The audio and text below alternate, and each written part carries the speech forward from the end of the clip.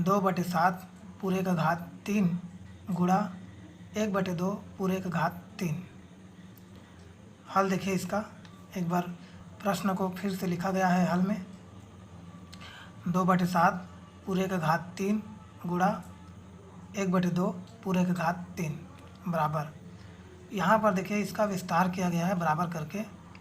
2/7 में 3 घात लगा है तो 2/7 को 3 बार गुणा किया गया है। यहाँ पर देख लीजिए 1 2 3, और उसके बाद 1/2 में भी 3 घात लगा हुआ है, इसीलिए 1/3 को भी 3 बार गुणा किया गया है, और इन सभी का आपस में फिर से गुणा किया गया है। बीच में गुणा का चिन्ह है देख लीजिए, तो इसीलिए इसका भी आपस में गुणा हुआ है।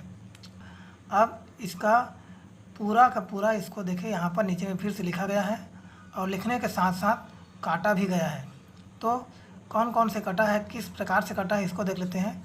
देखिए ऊपर के 1 2 3 3 2 हैं, ये तीनों का तीनों कटा हुआ है, और नीचे के 1 2 3 3 2 कटा हुआ है।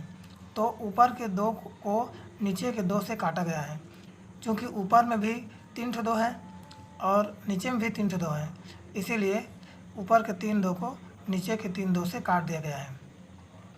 अब ऊपर में क्या बच गया, 1 1 1, 3 बार 1 का गुणा बच गया, और नीचे में 1 2 3 3 बार 7 का गुणा बच गया।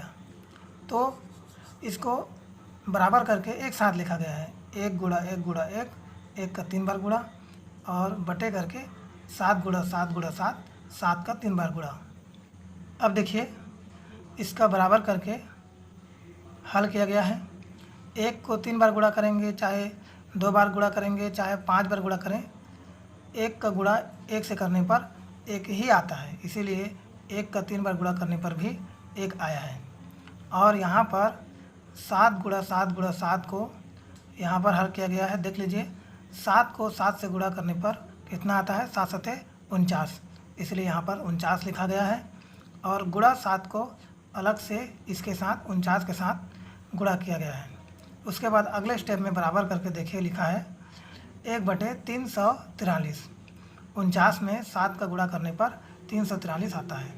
7 7 नियम 63, 63 का 3 हासिल 6, 7 चौक 28, 28 और 6 हासिल मिलकर के 34।